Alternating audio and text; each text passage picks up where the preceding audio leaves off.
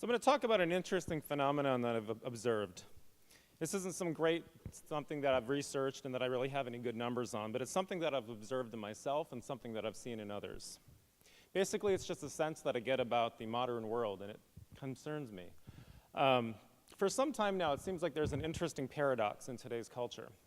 It seems like we have information that's available to us that far exceeds anything that we've had in any other generation.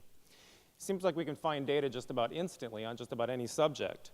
And this almost godlike power is something that would have been science fiction just a very short time ago. Growing up in the 1980s, as I did, computers were just only barely beginning to become common. And they certainly weren't something that you saw in school very often or at home. They were just starting to take root a little bit in some businesses and very few schools. Yeah, that was me, other than the sport uniform there. Computers were offline, of course. Even if you had a connection, there was nothing really to connect to. We went to the library. We went to the card catalog. We looked at books. We went to the tables of contents and the indexes, and we tried to find information that way.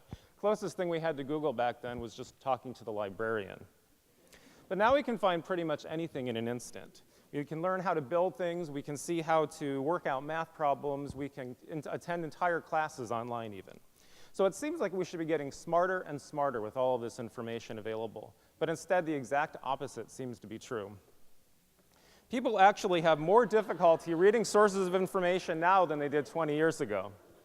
We're used to finding perfectly concise little bits of information that are all packaged up and ready to go. We scan through that long article just barely. We skip between search results. We find just what we're looking for, and then we move on. Ultimately, this means that we end up missing out on the overall context. We make it difficult, if not impossible in many instances, to really assimilate the information because we just don't have enough to integrate this new information with our current body of knowledge. And having instant access to information makes it harder for us to focus on long sources. We want to find something quickly. If we don't see it right away, we just end up moving on. In this same time, we see related links, we see ads, we see hot topics, all these other things along the side of the page. It really comes down to a problem with attention span. It feels great that we get distracted as we flit around between sources of information. We move along right away if we don't find what we're looking for. And since we see all these little pieces, we don't end up making the connections that we should otherwise be. Or maybe we remember it, but it's just trivia. It's great if we can say, did you know this or did you know that? But if that's all that you have about the subject, it's not really knowledge, it's just little bits of facts. It's just trivia. You're not really any smarter for it. It won't shape your thoughts, it won't affect your decisions, and it's not going to change the way that you look at the world in any significant way. Since we don't really focus on things, we tend to get bored quickly. We bounce between short blurbs, we look at the sensational headlines, we don't really learn, we don't really absorb new information. The media really caters to this, though, having their little short list of links at the top of the page, the short outline telling us exactly what's in the article. It seems like nowadays we think that we want to just find information, we get it as quickly as possible. We click the mouse, we touch the screen.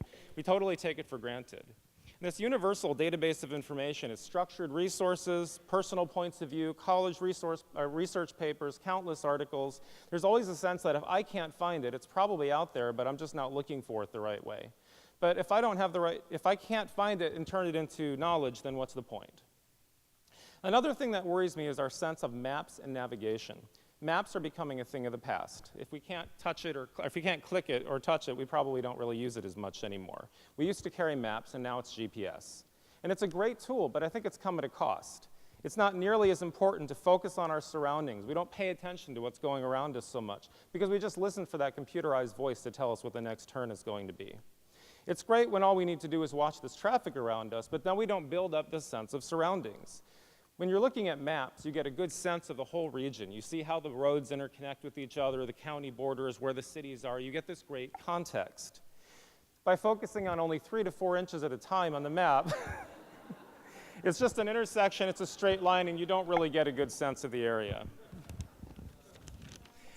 GPSs also rotate to show us which way is north, and it takes away any sense of absolute direction, so we just don't get a sense of where we are.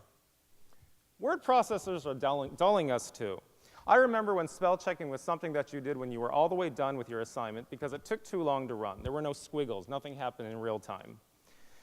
Now you get checking for spelling and grammar checks as you're typing. So it seems like we should be learning from these mistakes and we should be getting better, perhaps not even making mistakes as we continually improve. But of course, it doesn't really work that way. We end up auto-correcting our mistakes. We always trust the suggestions. We don't bother to really make the checks ourselves anymore because the tools do it for us. It's like we just can't learn from our mistakes.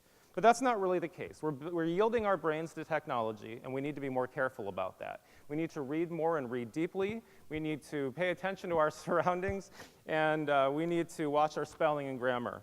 We need to augment, not replace, our knowledge and critical thinking.